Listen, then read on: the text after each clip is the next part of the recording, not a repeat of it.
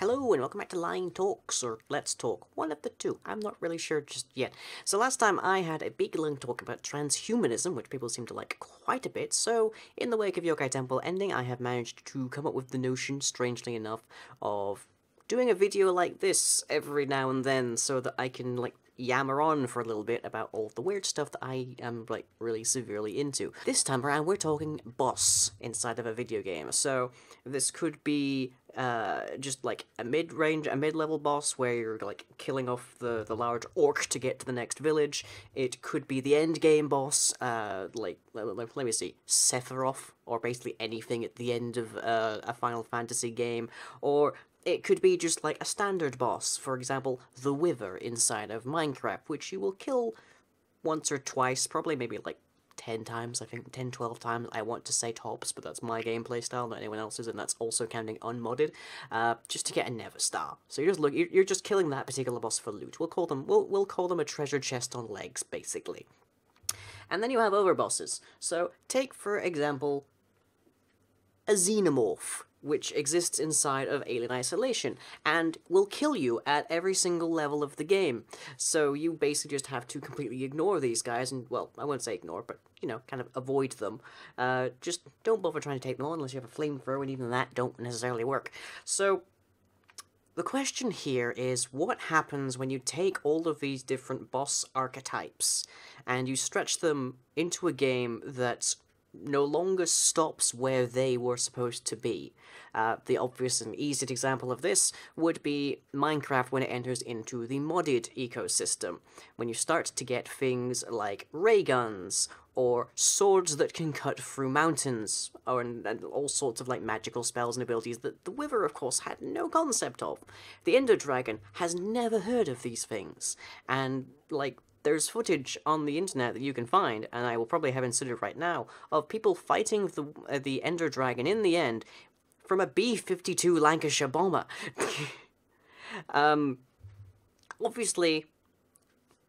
Obviously, the original game wasn't intended for this, so the Ender Dragon, the Wither, and all these other bosses that get exposed to this kind of modded ecosystem really start to fall quite flat.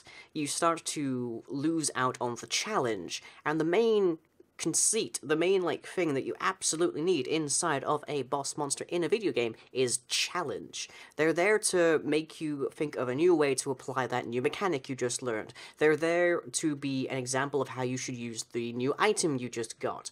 They're there to press you to the edge of what you understand about the game and the game mechanics and the game world in order to progress. And in the aid of concluding the game, the final boss is there to make you put to use everything that you have learned in your entire time playing the game. They're occasionally meant to be punishing. Dark Souls is a big example of this, and they're occasionally used as loot drops in the case of the Wither and whatnot. But fundamentally, they are the most powerful, they're among the group of most powerful enemies you're likely to face in a given game. So how do we make them fit inside of modded? How do we expand them and make them continue to be a challenge? So obviously there is a standard toolkit of qualities of a given boss, and these will change quite a bit depending on what game you're actually looking at. Puzzle games will have a different toolkit for boss difficulty to, say, a hack and slash kind of game. I am mostly going to be going with the hack and slash games because they're a lot more homogeneous, for want of a better term, and they tend to use very similar kind of archetypes in terms of boss makeup. Example, game of Peggle, the boss monsters, the bosses inside of Peggle are just really good AIs. They don't really change much there, and it's hard to really gauge difficulty of an AI without severe playtesting anyways. But standard toolkit for a hack and slash is health, damage, and speed. So let's look at those individually. So, firstly, health. Health is the hit points, the vitality, the stamina, that kind of thing. These aspects of a boss that represent exactly how much of a beating it can take. Usually you can, break it down to, I need X amount of attacks on this boss to actually down it. And you will generally see that, say, their average grunt soldier has maybe 12 kind of hit points, maybe 20, that kind of value. Something very low that might be a problem in numbers, but which you can generally get through in a fairly relative ease. The higher-ups might have a stronger weapon, well, that gets into our next toolkit point, but they also probably have a bit more health, and then you have the military commander, which probably has several orders, like, at least one order of magnitude more. So the military commander compared to the grunt might have 50 to 100 or even more health. Ultimately, adding health just serves to prolong the demise of the boss. The two ways that you can make a boss fight last longer are to give the boss a ludicrous volume of health, or to give them some more significant ways to avoid taking damage. Generally speaking, and this is an unfortunate fact of life for our current video game life, people just add more health. It's a standard thing. We can see this reach absurd levels in games like World of Warcraft, where we see that at level 25, Hogger has 12,000 health. At level 35, Lord Viletongue has about 16,000. At level 40, Arcadus has 22,000. Level 51, Lord Aureus Rivendare has 32,000. Level 69, Talon King Ikis has 79,000. And then, of course, there is King Yimeron at level 82 with 194,000. Players don't generally get that much health. That is, those are mostly raid bosses. They're meant to be fought by more than one person, but suffice to say, health increases as the difficulty and whatnot is meant to. The Lich King, however, inside the World of Warcraft, is a notable diversion from this, because its health is based distinctly on the number of players actively fighting it, ranging from 10 to 25.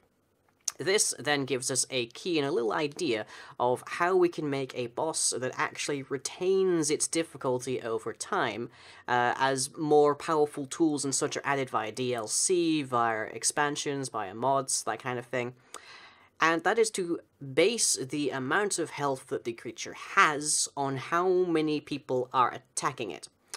This is used in the course of the anime Log Horizon, when they are fighting one particular boss in the second season, which releases a number of minions based on the number of players that are attacking it. And as this particular boss was a raid boss, that was a big number of people.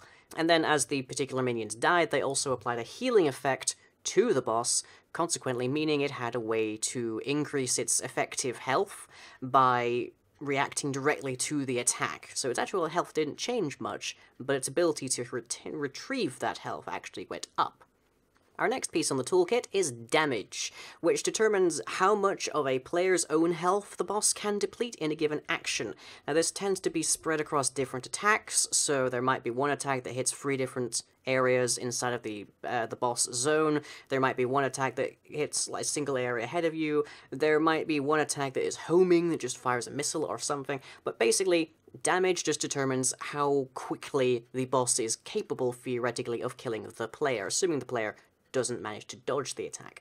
Now, this gets mitigated over time via the use of armors and regeneration potions, healing potions, that kind of thing. So you have to take that into account when you're thinking of a modded ecosystem, because somebody inevitably is going to increase the cap of damage that can be absorbed by armor. Someone is going to take your game that stops at steel armor and add diamond. Someone is going to add some kind of magical steel that will, like, prevent a sword from going straight through it. It's going to increase. And we also need to bear in mind that over time, the same will be true of weapons. The swords, the arrows, all sorts, the magical spells, they're going to increase in potency as the game continues to be expanded and added to. This then means that 2 things need to happen for our bosses. They need to be able to withstand the increased damage, and they need to be able to put it out as well.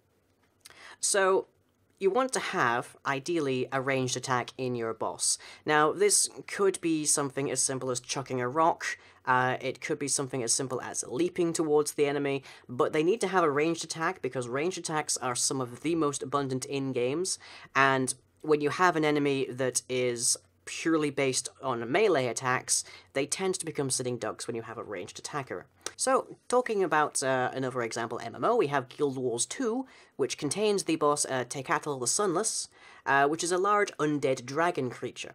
Now, it has a variety of attacks befitting its size, so most of these are area of effect, and then it also has deleterious status effects. These, of course, will affect players regardless of how much health they have, and you can also give them certain abilities that limit the amount, or at least reduce the amount of damage that they can be dealt in a given swing. So, for example, we have the Draconic Evolution swords, and the most powerful of which can deal a set value of about 40 health, plus a percentage of the actual creature you've hit's health. This is intended specifically for taking on bosses, but it really, really reduces the amount of damage that that boss needs to take in terms of player swings to down it. It really, really trivializes boss difficulty. Conversely, though, you can flip that around. You can say that the boss only takes X amount of damage plus a percentage of what remains. This is true of the Ubervidren inside of Yogdwarfs, which only takes a set percentage of damage past 20. This then means that it increases the effective health it has, and also the attacks that the Ubervidren deals tend to focus on area effects, tend to focus on adding the Wither effect and all sorts, allowing it to deal quite summarily with creatures across a large distance. Additionally, the Ubervidren has a armor-damaging melee attack, enabling it to get through those modded armors that might otherwise prevent it from actually doing any harm. And our final piece in this standard toolkit is speed. So, speed is a bit of a nebulous thing. You might consider it to be the degree of difficulty with which the player must contend with to actually deal damage to the boss, and as well as, conversely, the capacity of the boss to handle a fast-moving player. We have to consider these things like one against the other, because it messes things up if things are uneven. So, a fast-moving and small boss, for example, is a lot harder to hit than a lumbering and slow one. You think of the big towering bosses in World of Warcraft, even whether they are towering because of racial aspects, because they're a dragon, or because they're just some important dude, is a variable weirdness. But you think of those big lumbering bosses, there's very little chance that you're going to miss. Even if you had to personally line up your arrow and fire, you're probably going to hit them.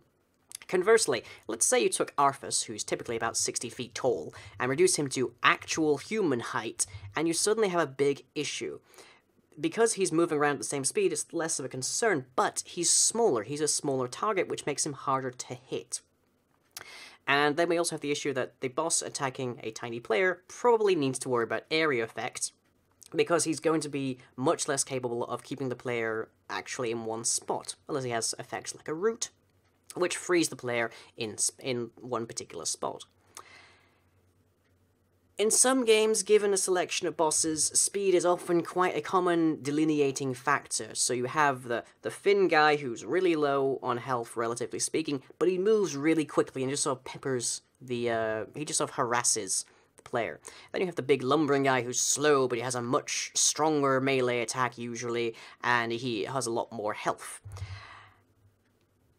Now, exactly how that selection breaks down across the levels tends to mean that the player is going to probably get faster over time. If you look in the Minecraft ecosystem, pretty much every mod has some means of increasing the maneuverability of the player, be it Boots of the Traveller from Famcraft, which make you move faster, the Globetrotter Sash from Britannia, which makes you jump higher and move faster as well, and by the way, those stack.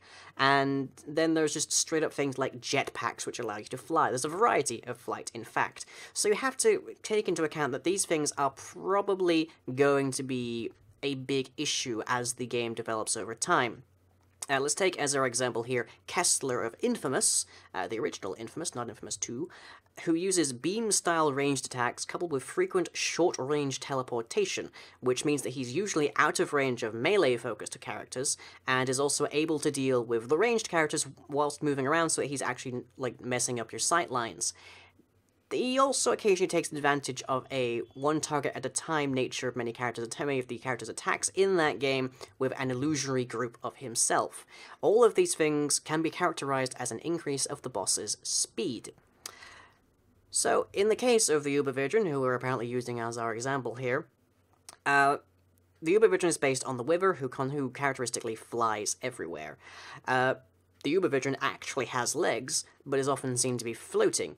So whenever the Ubervidren detects that its target is actually flying, it will begin flying as well. And of course, the Ubervidren also retains the Wither's capacity to break blocks, which the Wither uses to reduce the capacity of players to trap it, which once you have a boss that can't move, much as when a player is unable to move in the midst of a boss, you have a sitting duck scenario where it becomes just, okay, let's just wail on him, just go, just hammer on him. Yeah, okay, so that's our standard toolkit here. speed, damage, and health. Additional elements can also be considered based on the exact type of game that you're looking at. So in the case of a combat-oriented game, we'll think of Metal Gear Solid, we'll think of Counter-Strike, that kind of thing, you're probably going to be looking at the following kind of elements that will probably increase over time as people adjust and add things in DLC and mods. So the standard edition within a new expansion is new items. The two things that these items are generally composed of is new armor and new weapons. These can take many forms depending on the actual style of the game, the thematic. If it's a mod, it doesn't really have to pay attention to those at all. So you can have guns, you can have bigger guns, you can have cannons strapped to your face. You can also have armor, which should probably be more properly attached to a battleship than a person. But suffice to say, these two things increase. And what this means is, as previously discussed, the player damage output is going to increase. The player damage resistance is going to increase. So you need to take into account how much damage you expect a player to be able to deal in your standard game, and then from that include a portion that actually deals with what happens if by some small miracle in your game the player manages to deal more damage than that. You want to be able to retain the actual capacity to be challenging. And, of course, same again with damage resistance, the Ubervision's ability to knock off armor or break it really quickly is the exact example that we really want to be taking into account here. In the case of Skyrim, armor is a bit trickier. You can try and use things that bypass armor completely, but this has the slight problem of making the particular item completely worthless taking it to battle in the first place.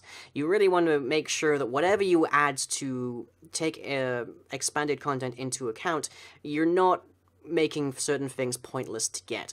If a player works for like 5 years in-game or what, in-game or out, to acquire this ultimate shiny sword of awesomeness, you don't really want to invalidate it by saying, yeah, it does the same damage as this other thing from the vanilla game. Yeah, it's not really worth it. It's like, if a player has spent all the time trying to get an item like that, you need to make sure that their actual effort in getting it is validated, even if the boss is still challenging. The last thing that we need to take into account here is magic. Magic here I'm using as an extremely vague term to describe things that aren't armor, things that aren't weapons, things that don't increase the damage output, things that don't increase the damage resistance. These are things that give special benefit. So we might think of them as being health kits in most modern combat games, as well as healing spells in more fantastical ones. You might also think of these being effects that protect against specific types and sources of damage, as well as allow you to deal more damage to certain types of enemies. So sort of a holy bless kind of deal. The issue here is this can take whatever form the person making it needs it to. It can be things like flame resistance in Minecraft. Compare that to Dungeons & Dragons, where no such thing exists. Then you have this situation where if you're trying to replicate something from Dungeons & Dragons in Minecraft, people can drink a potion of fire resistance, and all of that damage is gone, whereas in D&D, there's always at least some degree, it's always a ticking away effect. So you need to contemplate that. If someone added a splat book to D&D that allowed total invulnerability to fire, that is a problem if your boss relies heavily on fire damage. Now, the easiest thing that you can do here is to just bypass them, but again, that's lazy and it cheapens the effort necessary to get these new resistances, these new immunities. What you actually really want to be doing is finding a way to reduce but not erase the effect of this new magic. So, in the case of the Ubervidrin, we have the Boon Steal ability, which means that if you go into combat against the Ubervidrin and you're chugging down potions, you're nomming on golden apples, you get this big list of potion effects, and the Ubervidrin can then steal them. So what that then means is that instantaneous effects, like healing spells, are more advantageous against the Ubervidrin than longer duration ones. So you can still use your potions in combat with the Ubervidrin. If you want to, you can go in with them taking away already intentionally so that the Ubervidrin becomes more dangerous when you're fighting him. But more likely you want to be very careful about what spells and magic and such you take into combat. The other thing that you can do, of course, is to take those continuing effects and just sort of reduce their actual effectiveness. So say the effect of a potion is reduced slightly by a percentage, or the duration is reduced by a percentage. Maybe the boss has a special attack that reduces additional effects on the player. Obviously, this is going to be varied based on how those are implemented. If a whole new system is added to add these effects, your boss is not going to be able to contemplate for that, but this is something that you need to bear in mind. Okay, I hope you've all enjoyed this. There's largely a write-up on my portfolio blog that you can go and check out, which is most of the points I've covered here, but I thought people might actually want to see this on camera.